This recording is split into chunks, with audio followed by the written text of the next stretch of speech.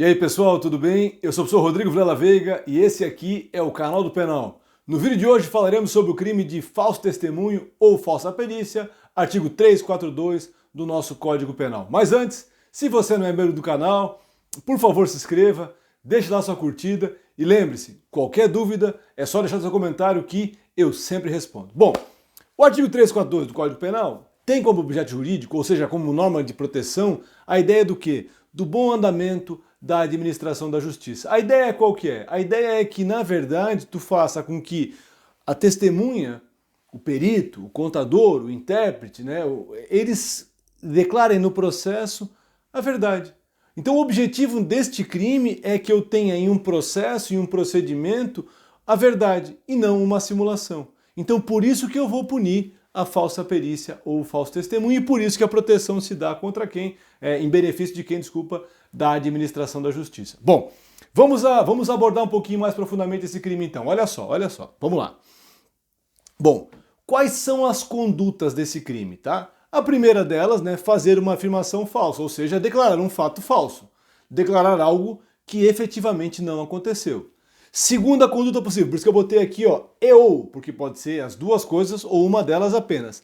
Negar é verdade. Uma testemunha que sabe o que aconteceu e ela nega este fato. E por fim, gente, é uma conduta que ninguém se lembra que também configuraria o falso testemunho. Se tu perguntar para as pessoas ao teu redor assim, olha, quem omite mente? Várias pessoas falam que a omissão não é mentira. Mas para o direito penal, a omissão sim configura mentira, porque quem cala a verdade, quem se omite, também pratica o crime de falso testemunho. Então percebam uma coisa, qualquer uma das três, ou até as três juntas, configuram o crime de falsidade testemunhal ou falsidade de perícia. Bom, quem é o sujeito ativo deste crime? Bom, nós temos alguns sujeitos ativos desse crime. Esse é um crime de mão própria, ou seja, só essas pessoas aqui podem cometer essa infração penal. A primeira das pessoas é a testemunha. Bom, o crime é falso testemunha, então obviamente a testemunha vai entrar aí, né? O que é a testemunha, gente? A testemunha é, como eu botei no conceito aqui, um terceiro, equidistante das partes, quando eu falo em testemunha propriamente dita, e que tem por objetivo o quê? Relatar no processo ou no procedimento o que ela viu, ouviu, sentiu um cheiro, um gosto, ou até no seu tato, a respeito de um fato que interesse a esse procedimento. Bom, por que eu botei aqui na testemunha um asterisco? Porque vejam só, testemunha é um gênero que tem duas espécies, a testemunha propriamente dita e o informante. Existe uma discussão doutrinária e jurisprudencial a respeito de se o informante pode cometer o crime de falso testemunho. Bom, o que diferencia a testemunha do informante? A diferença está onde? A testemunha propriamente dita é alguém equidistante das partes, ou seja, não é amigo, não é inimigo, não é parente e não tem interesse no feito. O informante, ele vai ser ou amigo íntimo, ou inimigo, ou parente, ou tem algum interesse na resolução do feito. Esse é o informante. E aí existe uma dúvida doutrinária jurisprudencial se o informante, na ideia de testemunha genericamente falando, também cometeria o crime de falso testemunho. E onde é que está a celeuma? Porque quando eu tenho um processo e a pessoa ela é informante, não se toma dela o compromisso com a verdade. Então essa é a discussão que existe. Os tribunais superiores entendem que o informante é sim obrigado a falar a verdade e a doutrina se divide nesse ponto. Na minha opinião, eu entendo que o informante está fora do crime de falso testemunho justamente porque ele é informante. Para saber mais sobre essa distinção aí, nós temos um vídeo aqui no canal chamado Prova Testemunhal. Dá uma assistida nesse vídeo, na playlist lá sobre provas, que tu vai um pouquinho mais profundamente ver essa questão aí, propriamente da testemunha. Então, o primeiro sujeito ativo é a testemunha. Para os tribunais superiores, qualquer tipo. Para a doutrina, há quem sustente que apenas a testemunha propriamente dita que pode se enquadrar nesse conceito aqui. Próximo sujeito ativo, gente, é o perito. Quem é o perito? O perito é um especialista, é um expert em alguma área, obviamente diversa do direito, e que é nomeada pelo juiz para atuar naquele feito e dá sobre aquele feito um parecer esclarecendo alguma coisa dentro da sua área de atuação. E a lei separa o perito do contador. Eu acho engraçada essa distinção, porque para mim o contador é o quê? É um perito nas ciências contábeis, não é isso? Para mim é a mesma coisa, então não precisaria ter perito e contador, mas tem os dois, temos que lembrar dos dois aqui, certo? Quem mais pode ser substantivo? O tradutor e o intérprete. Tradutor tem a ver com o quê? Com textos escritos. Então, um tradutor é alguém que vai pegar um texto, um documento que está em outro idioma e traduzir para o idioma nacional. O nome que se dá ao idioma nacional é vernáculo. Por outro lado, o intérprete ele faz a mesma coisa, só que na linguagem oral ou na linguagem de sinais. Bom, esses são quem pode cometer o crime, tá? Esses são os cometedores do crime. E o sujeito passivo quem é? É o Estado. É o Estado, ele que é a vítima dessa situação, afinal de contas eu vou estar mentindo dentro de um procedimento tutelado pelo Estado. Se entende que também é vítima desse crime, porém vítima imediata, vítima secundária, a pessoa prejudicada com o falso testemunho ou com a falsa perícia. Mas a vítima principal é o Estado, tanto é que é um crime que protege quem? A administração da justiça e, portanto, o Estado é a principal vítima desse crime. Questão extremamente importante. Onde é que eu posso cometer o falso testemunho ou a falsa perícia? Lembrem, estamos aqui falando em direito penal, e direito penal pressupõe o quê? O princípio da legalidade, ou seja, ou está escrito ou não é crime. E, portanto, só haverá o crime de falso testemunho ou falsa perícia dentro desses procedimentos aqui. Ó. E quais são eles? Em processo judicial, ou seja, num processo que tramita no Poder Judiciário, em um processo administrativo, que são os processos que tramitam dentro dos órgãos públicos, por exemplo, um processo administrativo que tenha por objetivo aplicar uma punição a um servidor público, então ele tramita ali. No inquérito policial, ou seja, um procedimento investigativo realizado pela polícia, né? Ou no juiz arbitral, que é aquela ideia de que partes elegem um árbitro para dirimir dúvidas sobre um contrato e esse árbitro então vai julgar a causa. Então, nesses locais aqui é que eu vou poder ter o crime de falso testemunho ou o crime de falsa perícia. Há uma questão interessante, por isso que eu botei aqui em azul. Nós estamos agora em 2021, quando esse vídeo foi gravado aqui, sob a égide de uma CPI, a chamada CPI da pandemia, e há uma situação interessante a respeito do que? De testemunhas, falso testemunho e CPI. Uma testemunha que comete o crime de falso testemunho dentro de uma CPI comete sim o crime do 342? Na verdade, nós temos para esse caso lei específica, que é a lei que regulamenta a CPI, a lei 1579. Essa lei, então, que é de 1952, diz lá que mentira em CPI configura falso testemunho e remete para a pena do 342. Então, apesar de não estar aqui listado, é sim crime cometer falso testemunho em uma CPI, só que o enquadramento legal não é o 342, e sim o artigo 4º da lei das CPIs. Bom, o que mais temos de importante nessa infração penal aqui, gente? Olha só, só haverá falso testemunho ou falsa perícia se a testemunha, o perito, o tradutor, o contador ou o intérprete agirem com dolo.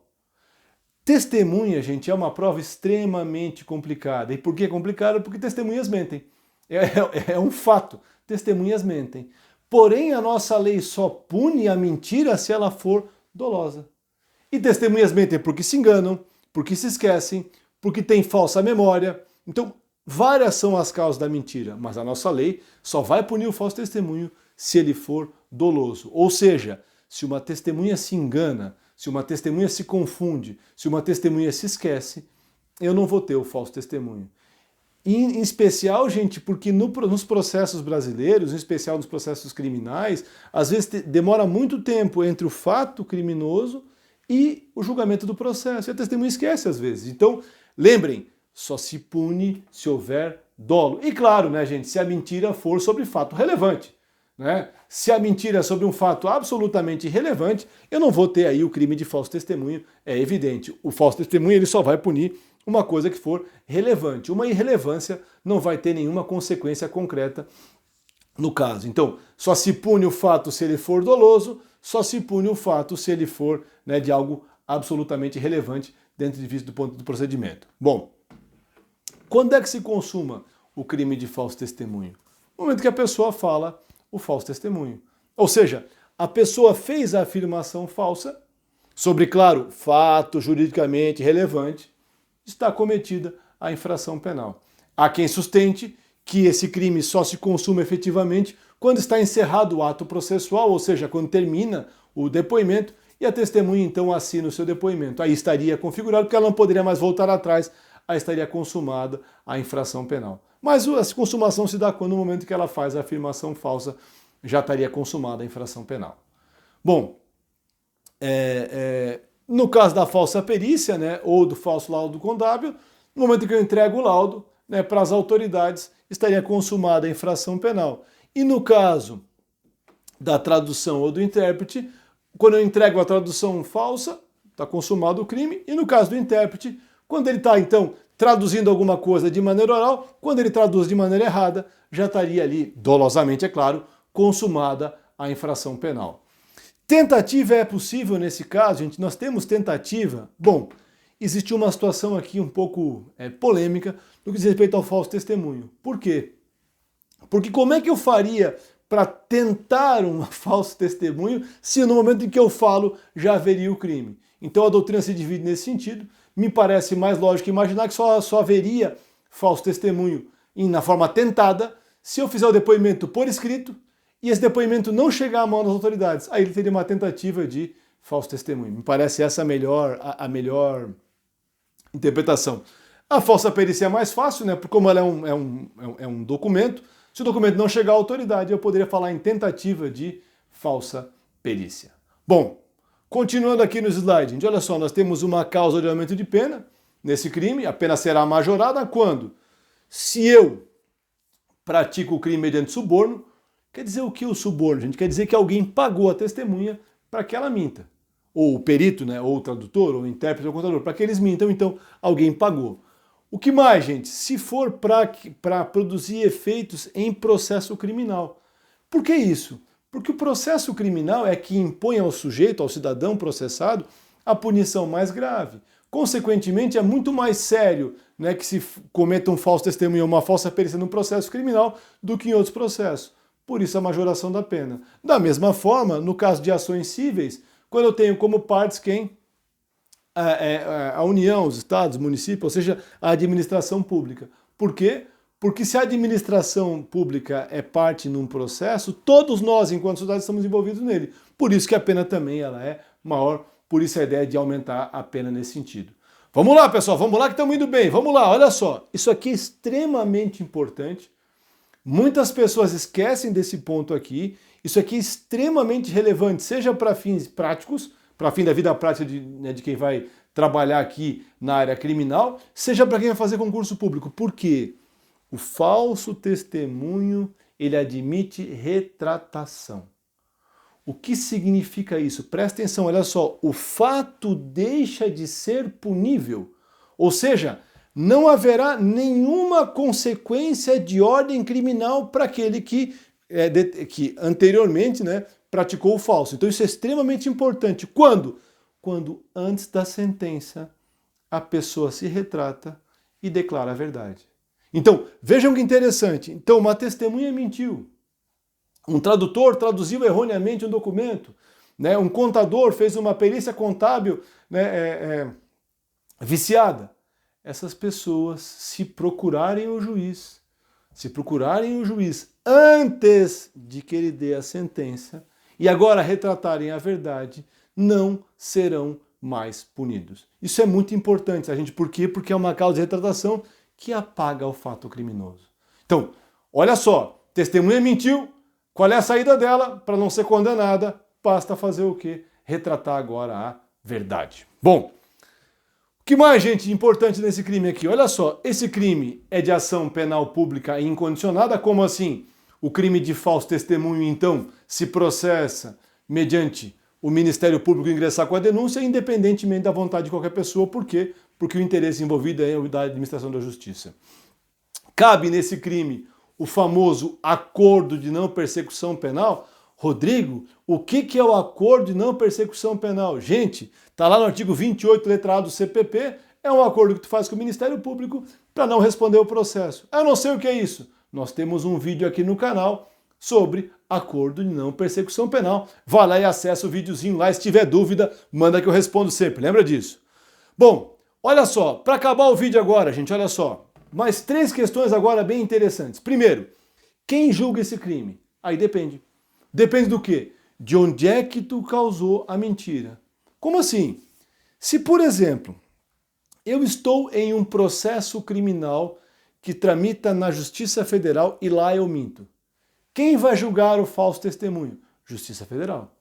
Se eu estou num inquérito policial na Delegacia de Polícia Civil e lá eu faço a mentira, quem vai julgar esse eventual processo criminal por falso testemunho? Justiça Estadual. Então, depende de onde é que eu faço a mentira, onde é que eu faço o falso testemunho, vai ser dirigido para um local ou para outro o julgamento do meu processo. Bacana? E para acabar agora o vídeo, gente, 2 questões polêmicas bem interessantes, tá? Que são realmente polêmicas. Primeira questão interessante. Concurso de pessoas. É possível concurso de pessoas, né, no crime de falso testemunho? Por exemplo, se alguém orienta uma testemunha a mentir, essa pessoa que orientou a testemunha praticou crime? Sim ou não? Olha só. Vamos lá. Onde é que está a polêmica? Nós temos no nosso Código Penal o artigo 343, que é o crime da pessoa que suborna a testemunha.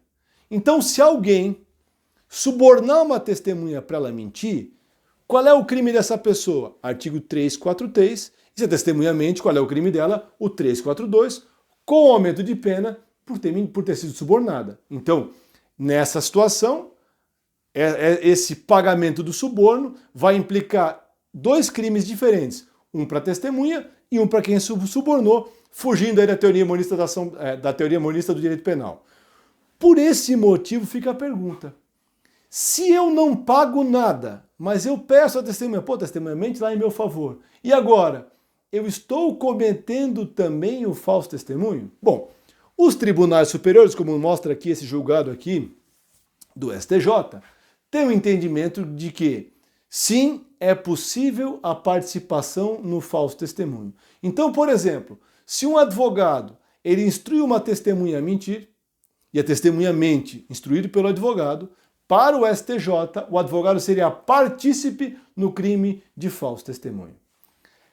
A doutrina se divide, tá, gente? E eu vou dizer a vocês que eu tenho um entendimento baseado na doutrina no seguinte sentido. Poxa, se o legislador criminalizou a testemunha que mente, criminalizou quem paga para a testemunha mentir e não incluiu em nenhum dos 2 momentos o fato de alguém incentivar a testemunha a mentir sem pagá-la, significa que ele não quis punir essa conduta. E, portanto, na minha visão e da doutrina também, para vários autores, aquele que simplesmente incentiva, pede para que a testemunha minta sem pagá-la, né, não responde por nada, porque seria fato atípico. Mas, repito, os tribunais superiores entendem sim que é possível participação no crime de falso testemunho. Detalhe interessante, se por acaso houver a participação no falso testemunho e a testemunha depois retratar a verdade, ou seja,